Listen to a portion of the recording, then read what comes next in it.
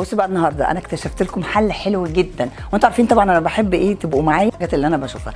محل آل سعود ده في رياضه قدام شركه البترول في اخر شارع البترول. هتلاقي فيه كل المقاسات من اول اكس سمول لغايه 4 اكس.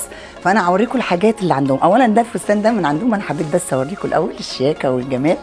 ادي حاجات كل المقاسات. دي بلوزات اهي كمان شيك جدا والواناتهم هايله. الالوانات اللي هي عارفين اللي هي الجديده دي اللي هي فيها بهجه كده وحاجات حلوه. والاسعار على فكره حلوه قوي، الاسعار حلوه جدا. ده حلو قوي قوي قوي جميل. عندهم كل الاذواق وده كمان جميل قوي قوي قوي. شفتوا الحاجات الحلوه دي؟ انا حبيت اوريكم بس الحاجات اللي عندهم. وده كمان عجبني قوي قوي قوي قوي. وده كمان حلو قوي، اللون الزيتي ده انا بعشقه جدا.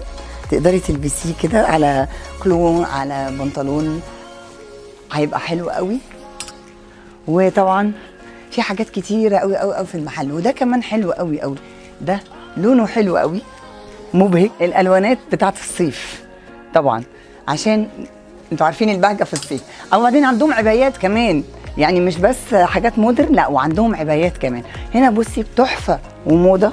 تقدري بقى لما تروحي بيها الساحل الطيب او الشرير هتقدري تبقي شكلك جميل بيها.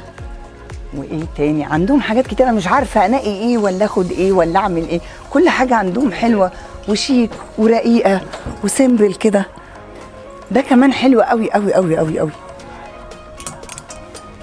في ايه تاني كمان؟ ده تحفه، ده تحفه. فانت تقدري تنقي بصي كل حاجه، كل حاجه متوفره عندهم. وده كمان حلو قوي قوي، الواناتهم جميله جميله وحاجاتهم تنفع لكل الناس.